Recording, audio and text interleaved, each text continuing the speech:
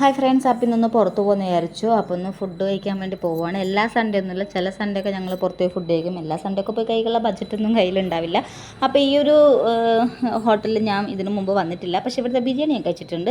കാരണം ചേട്ടൻ്റെ വണ്ടിയിൽ ഒരു കസ്റ്റമർ കയറിയ സമയത്ത് അവർ വീട്ടിലേക്ക് പാർസൽ വാങ്ങിയ സമയത്ത് ഒരു പാർസൽ ചേട്ടനും കൂടി കൊടുത്തായിരുന്നു. അപ്പോൾ അതെനിക്ക് ഇങ്ങോട്ട് തന്നപ്പോൾ നല്ല തലശ്ശേരിയിൽ കല്യാണ വീട്ടിൽ ഉണ്ടാക്കുന്ന ബിരിയാണിയില്ല, അതുപോലത്തെ ഒരു ടേസ്റ്റ് ഉണ്ടായിരുന്നു. അപ്പം ഞാൻ ഇന്ന് ഇവിടുന്ന് കഴിക്കാമെന്ന് പറഞ്ഞു.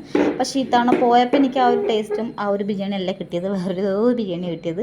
അപ്പോൾ സാധാ ബിരിയാണി പോലെ തന്നെ ഉണ്ടായിരുന്നു. പിന്നെ ഇതിൽ മസാല കൂടുതലായിരുന്നു, റൈസ് കുറവായിരുന്നു. പക്ഷേ അത് റൈസ് നമ്മളോട് വീണ്ടും വേണമെന്ന് ചോദിക്കും, അതിനും സെപ്പറേറ്റ് വേറെ പൈസ ഒന്നുമില്ല കേട്ടോ.